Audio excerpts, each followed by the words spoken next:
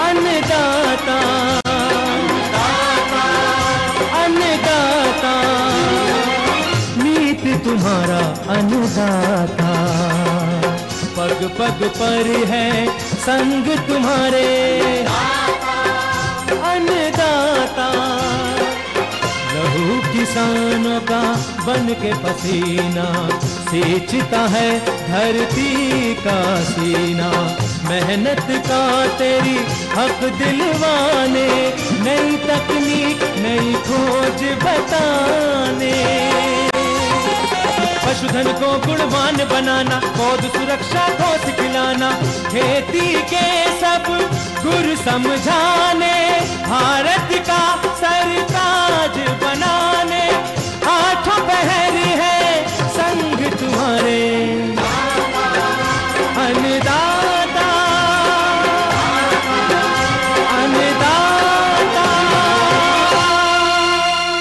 नमस्कार, आप सभी का स्वागत है अन्नदाता कार्यक्रम में। आपके साथ मैं हूं सोनाली सिंह। हमारे देश के किसान जन का पोषक है, वह श्रम का देवता है, अन्नदाता है। उसमें ही भारत की आत्मा निवास करती है।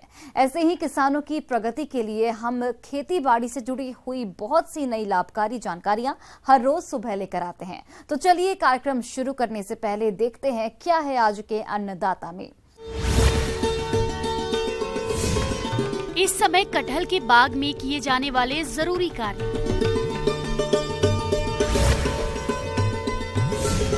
लो टनल में नर्सरी तैयार करने की तकनीक और इसके फायदे।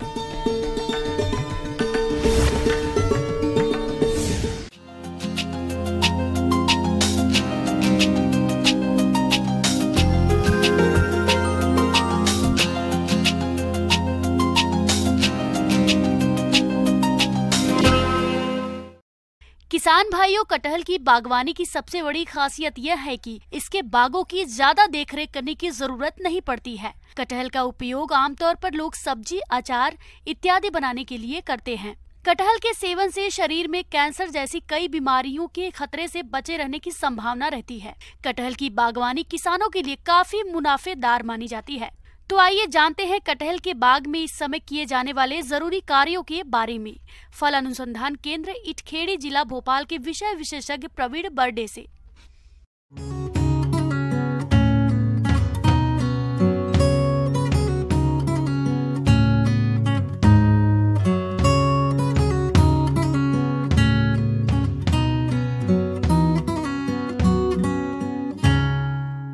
किसान भाइयों नमस्कार। जो आपको ऐसे फल के बारे में चर्चा करना चाहूँगा जिसे कि फल भी कहा जाता है और सब्जी भी कहा जाता है और काफ़ी लोकप्रिय है। यह फल है कटहल, जिसे कि जैक फ्रूट कहा जाता है, जो कि अधिकतर सब्जी में इसका उपयोग किया जाता है। साथ में इसका उपयोग जैसे कि अचार वगैरह में होता है। कटहल की खेती लगभग पूरे देश में की जाती है। इसके बावजूद कटहल की खेती में असम का स्थान सर्वोत्तम है। इसके अतिरिक्त मध्य प्रदेश, छत्तीसगढ़, उत्तर प्रदेश, बिहार, झारखंड, पश्चिम बंगाल और दक्षिण भारत के राज्यों में भी इसकी बागवानी बड़े पैमाने पर की जाती है। इसकी बागवानी के लिए ज्यादा कुछ ध्यान देने की जरूरत नहीं होती है। कटहल के फल को कच्चे तथा पक्के दोनों प्रकार से उपयोग करते हैं, लेकिन सब्जी में इसका स्थान ज्यादा है। इसके बागों की सही से देखभाल करें तो कटहल का अधिक पैदावार ले सकते हैं। कटहल के बारे में निंदाई गुड़ाई भी जैसे सभी फलों में करते हैं, वैसे ही कटहल में भी निंदाई गुड़ाई की आवश्यकता होती है। पौधा लगाने के बाद से 1 वर्ष तक पौधों की अच्छी देखरेख करनी चाहिए। पौधों के थालों में समय समय पर खरपतवार निकालकर निराई गुड़ाई करते रहना चाहिए। साथ ही पौधों को रोपाई की शुरुआत में कुछ वर्ष तक सर्दी के मौसम में 15 दिनों के अंतराल पर और गर्मी के मौसम में प्रति सप्ताह सिंचाई करते रहना चाहिए। अगर पौधा बड़ा हो गया है तो गर्मी के दिनों में प्रत्येक 15 दिन में तथा सर्दी के मौसम में 1 महीने में सिंचाई करना चाहिए। साथ ही नवंबर से जनवरी माह तक कटहल के पौधों में फूल आने लगते हैं, इसलिए इन महीनों में सिंचाई नहीं करनी चाहिए। पोषण प्रबंधन भी काफ़ी महत्वपूर्ण होता है, क्योंकि किसानों की काफ़ी समस्या होती है कि कटहल में फल नहीं लगते। किसान क्या करता है, कटहल लगा देता है, उसके बाद में उसमें कोई भी खाद एवं उर्वरक का प्रयोग नहीं करता है, तो इस कारण इसमें पोषक तत्वों की कमी आती है और साथ में फलन नहीं आता है। पौधे 10 वर्ष के हो जाएं, तब उसमें 80 से 100 किलोग्राम गोबर की खाद, 1 kilogram urea, 2 kilogram single super phosphate तथा 1 किलोग्राम म्यूरेट ऑफ पोटाश प्रति वर्ष जुलाई अगस्त में देते रहना चाहिए। नए पौधों में 3 वर्ष तक उचित ढांचा देने के लिए काट छांट करते रहना चाहिए और कटे स्थान पर बोर्डो पेस्ट लगाएं एवं ढांचा देते समय ध्यान रखना चाहिए कि तने पर 2 मीटर ऊंचाई तक किसी भी शाखा को नहीं निकलने दें। उसके ऊपर 3 से 4 अच्छी शाखाओं को चारों तरफ बढ़ने देना चाहिए। इसमें क्या होता है कि एक ही पौधे पर 2 तरीके के फूल आते, नर एवं मादा। तो इसमें जो नर फूल है वो झड़ जाते हैं और जो मादा फूल है उससे कटहल बनता है। तो इसमें हमें इस बात का ध्यान रखना है कि कटहल जब भी लगाए उसमें एक पौधा नहीं लगाए, साथ में करीब 2-4 पौधे साथ में लगाए, जिससे कि इसमें परागण हो सके और कटहल इसमें फूल जाए। ऐसे तो कटहल के पेड़ में रोग तथा कीट का प्रकोप बहुत कम होता है, लेकिन इसमें लगने वाला प्रमुख रोग फल सड़न है। ये रोग राइजोपस आर्टोकार्पाई नामक कवक के कारण होता है।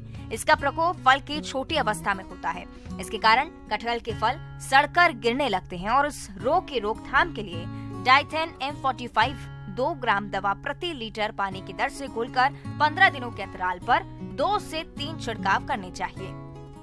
तना छेदक कीट लगता है जो कि तने को नुकसान पहुंचाता है, तना खा लेता है और पौधा कमजोर होकर पौधे को सुखाने लगता है। तना बेधक कीट के नवजात पिल्लू कटहल के मोटे तने एवं डालियों में छेद बनाकर नुकसान पहुंचाते हैं। अधिक प्रकोप की अवस्था में मोटी मोटी शाखाएं सूख जाती हैं एवं फसल को प्रभावित करती हैं। इसके नियंत्रण के लिए क्षेत्र को किसी पतली तार से साफ करके नुबान दवा या केरोसिन तेल की 4-5 बूंद रोई में डालकर गीली चिकनी मिट्टी से बंद कर दें। इस प्रकार से गंध के प्रभाव से पिल्लू मर जाते हैं और तने में बने छिद्र धीरे धीरे भर जाते हैं। मिलीबग कीट फल फूल एवं डंठलों का रस चूसता है, जिससे फल और फूल झड़कर गिर जाते हैं। इसकी रोकथाम के लिए मई-जून में बगीचे की जुताई कर देनी चाहिए। इसके साथ ही पेड़ के तने पर पॉलिथीन बांधकर ग्रीस लगा देना चाहिए। यदि कीट पेड़ चढ़ गए हों तो डाइमेथोएट 1 मिलीलीटर दवा प्रति लीटर पानी की दर से घोलकर छिड़काव करें। यदि हम कटहल की बागवानी वैज्ञानिक तरीके से हम करते हैं तो हम अच्छा उत्पादन प्राप्त करने के साथ में अच्छी आय भी प्राप्त कर सकते हैं। धन्यवाद। किसान भाइयों, अब लेते हैं एक छोटा सा ब्रेक।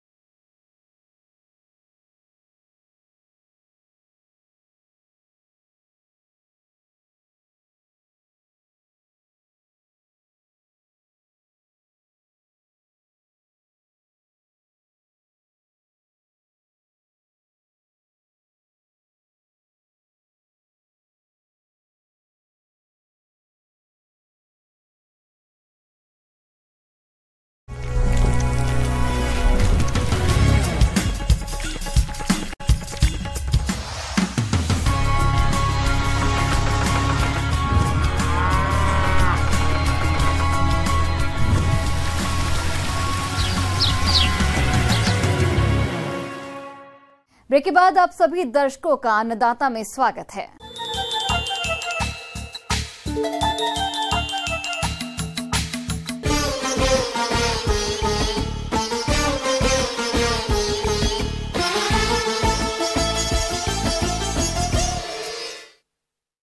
प्रदेश में इन दिनों जोरों की ठंड पड़ रही है।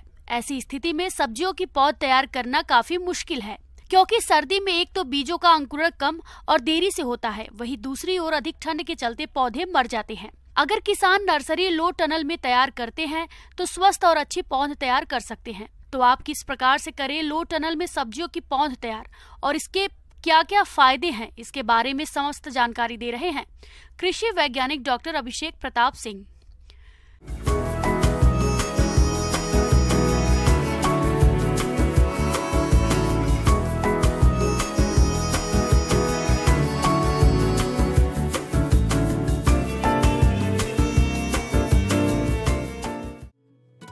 लो प्लास्टिक टनल एक ऐसी संरक्षित संरचना है जिसे मुख्य खेत में फसल की रोपाई के बाद प्रत्येक फसल क्यारी के ऊपर कम ऊंचाई पर प्लास्टिक की चादर ढककर बनाया जाता है।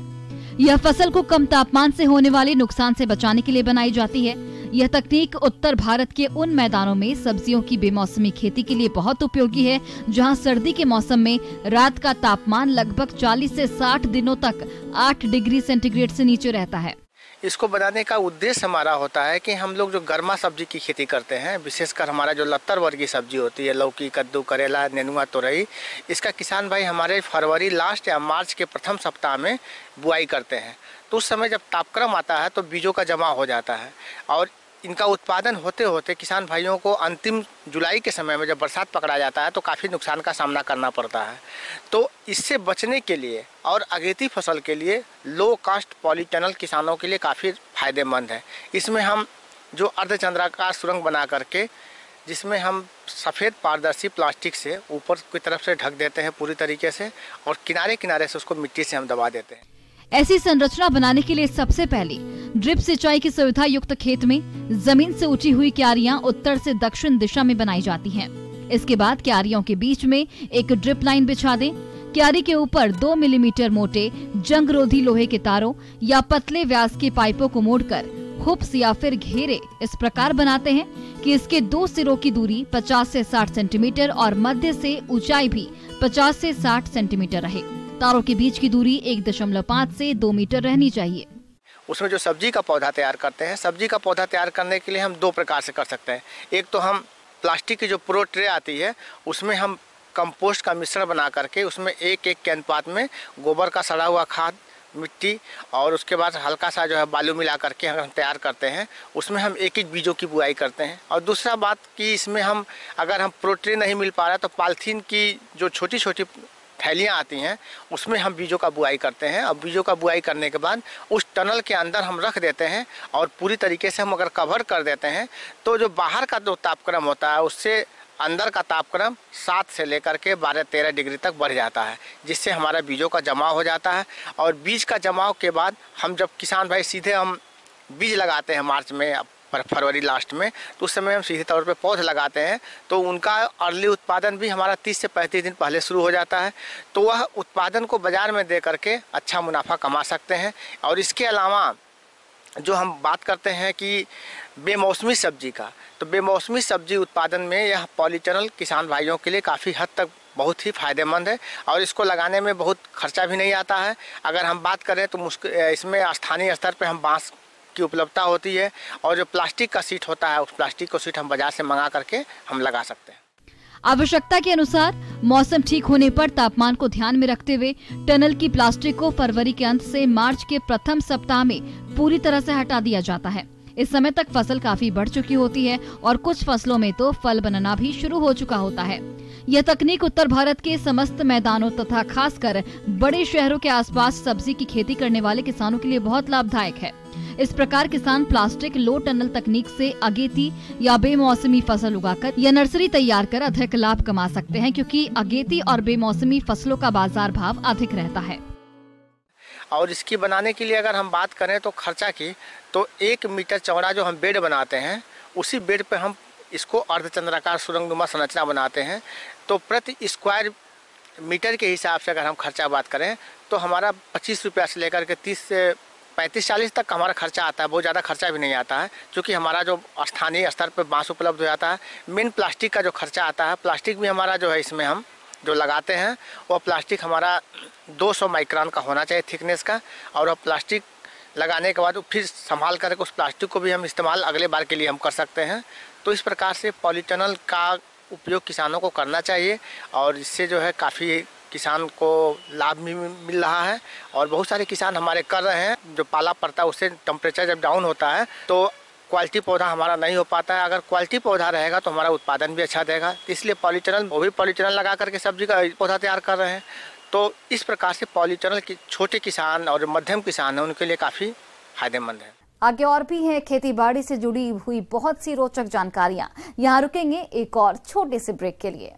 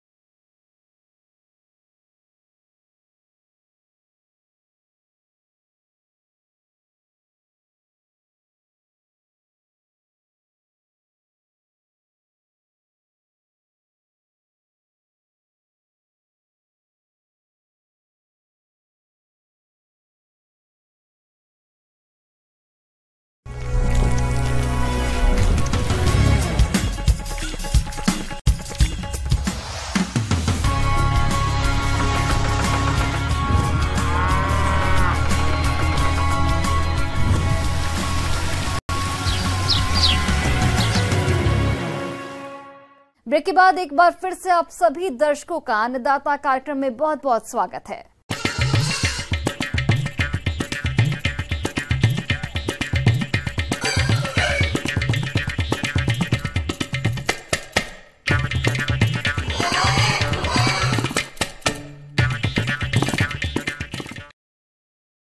प्रदेश में इन दिनों ठंड जोरों पर है। ऐसे में बकरी पालन से जुड़े किसानों को काफी सावधानी बरतने की जरूरत है, क्योंकि ऐसे मौसम में बकरियों की सेहत पर बुरा असर पड़ता है। इसलिए मौसम के अनुरूप इनके प्रबंधन में बदलाव करने जरूरत होती है, जिनके बारे में बता रहे हैं पशु वैज्ञानिक डॉक्टर एस.के. श्रीवास्तव।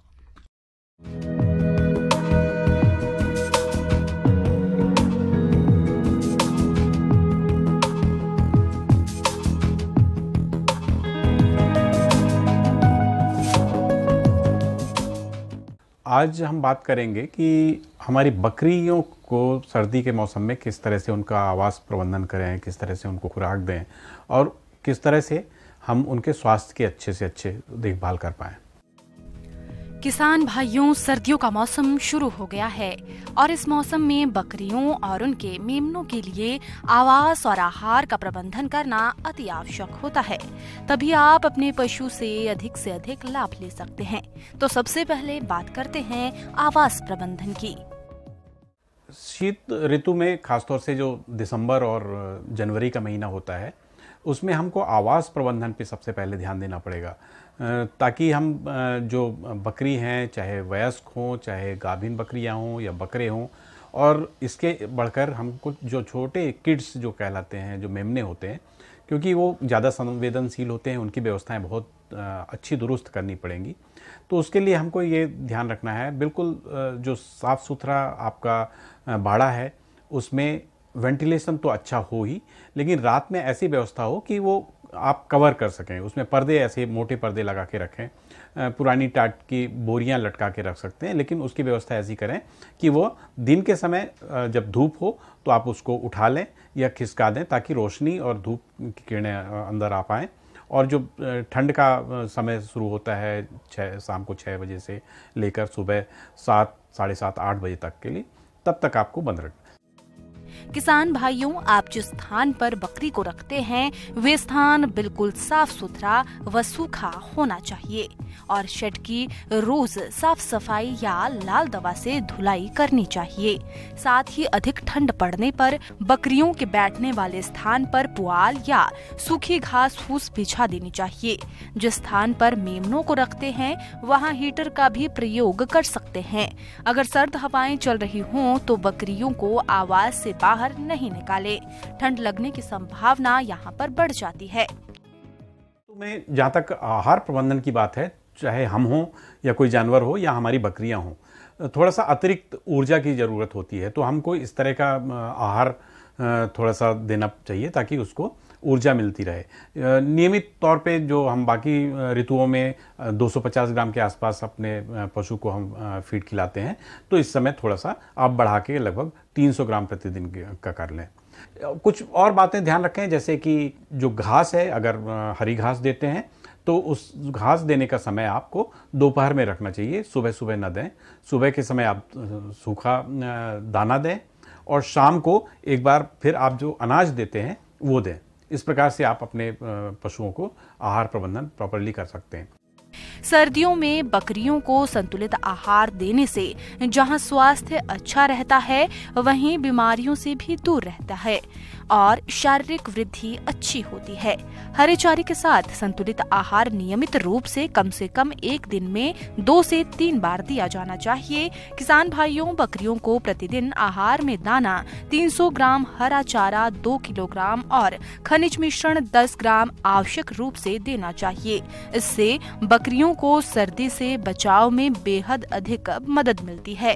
किसान भाइयों, अगर आप घर पर संतुलित आहार बनाना चाहते हैं तो 100 किलो दाना मिश्रण तैयार करने के लिए गेहूं का चोकर 25 किलो, मक्का 10 किलो, खली 25 किलो, चावल की पॉलिश 20 किलो, अरहर की चूरी 10 किलो, मूंग या चना की चूरी 5 किलो, मिनरल मिश्रण 4 किलो, नमक 1 किलो को अच्छी तरह मिलाकर सील पैक बोरों में पैक करके ऐसे स्थान पर रखना चाहिए जहां पर नमी न हो। साथ ही दाना मिश्रण खिलाते समय ये ध्यान रखें कि दाना फफूंदी रहित होना चाहिए।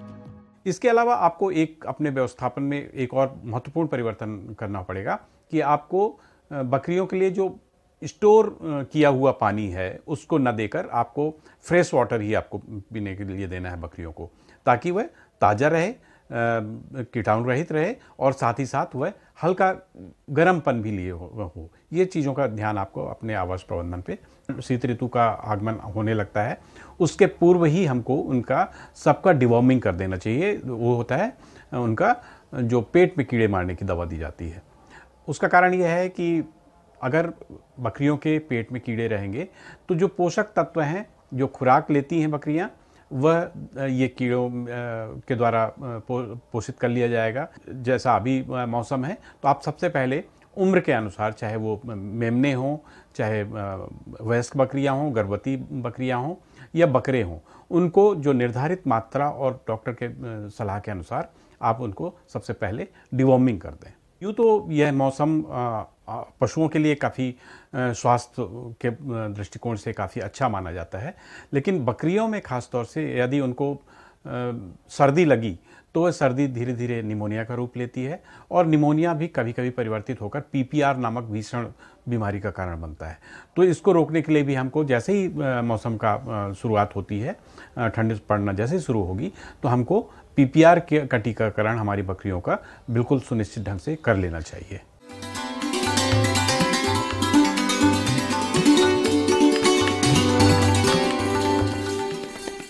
आइए जानते हैं अन्नदाता निःशुल्क फोन के माध्यम से पूछे गए समस्याओं का समाधान।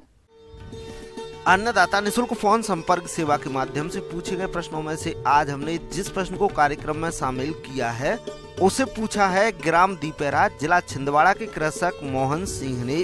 ये किनोवा की खेती के बारे में संपूर्ण जानकारी चाहते हैं। तो मोहन सिंह जी, आपकी जानकारी के लिए प्रस्तुत है कार्यक्रम का ये अंश।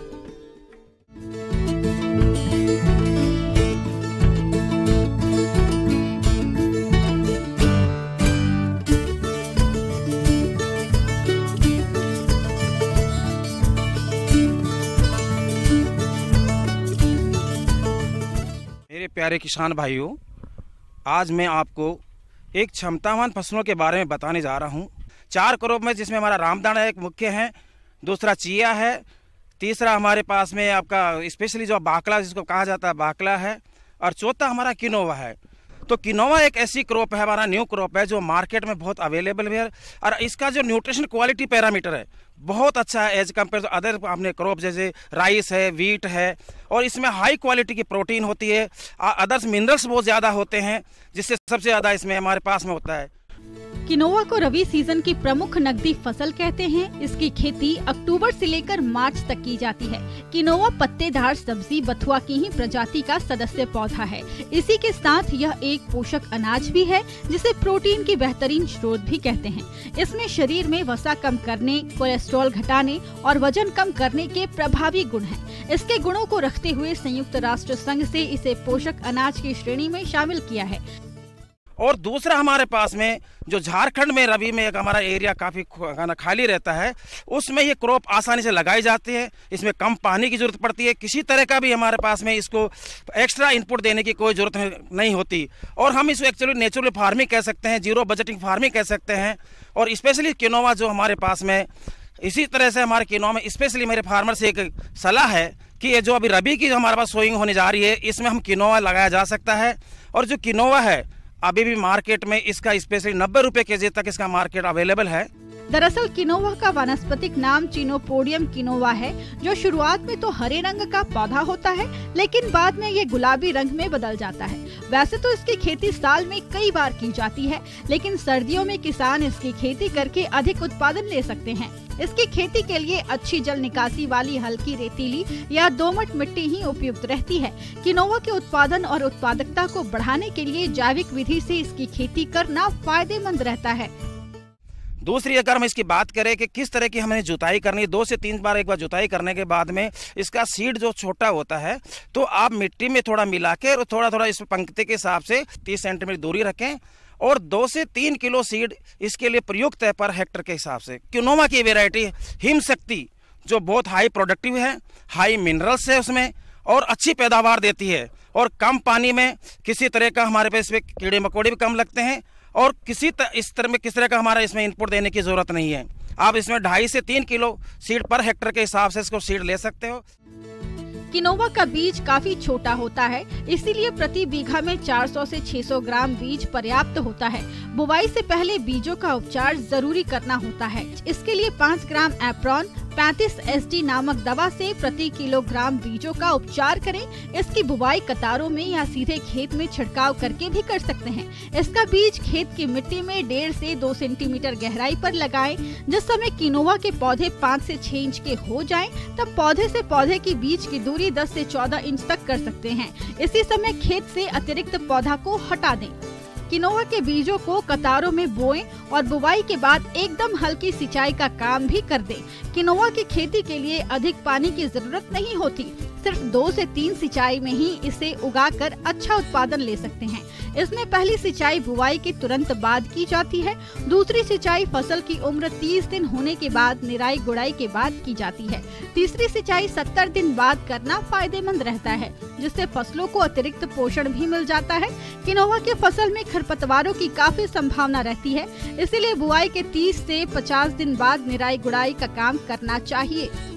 किसान भाइयों से मेरा एक अनुरोध है कि इस क्रॉप को जरूर लगाएं और खुद खाएं भी, क्योंकि इसमें अच्छी क्वालिटी के मिनरल्स होते हैं, इसमें हाई आयरन होता है और कैल्शियम भी बहुत ज़्यादा होता है और प्रोटीन भी और सीरियल्स के हिसाब से सबसे हाई होता है।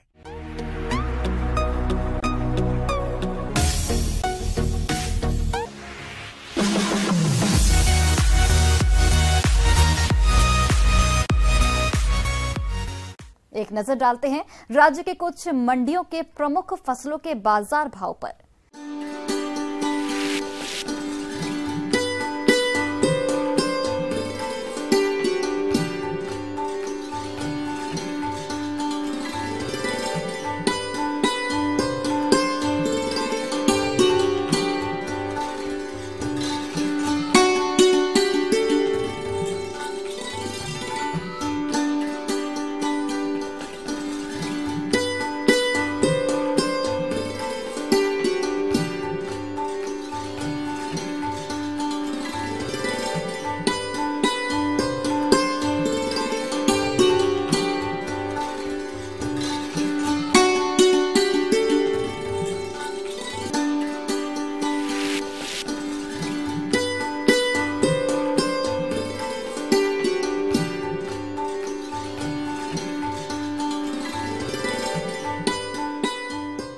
किसान भाइयों, कृषि संबंधित समस्या या सुझावों के लिए आप हमें इस पते पर संपर्क कर सकते हैं। प्रोड्यूसर अन्नदाता news 18 Madhya Pradesh Chhattisgarh, Ramoji film city Hyderabad 501512। साथ ही आप हमें ईमेल भी कर सकते हैं। हमारा ईमेल आईडी है p18annadatamp@news18.com। इसके अतिरिक्त आप हमें निःशुल्क हेल्पलाइन नंबर 1800-8892-163 पर सोमवार से शनिवार सुबह 10 से शाम 4 बजे के बीच संपर्क कर सकते हैं। अब समय हो रहा है आपसे विदा लेने का। कल फिर से आपसे मुलाकात होगी कृषि से जुड़ी महत्वपूर्ण जानकारियों के साथ। नमस्कार।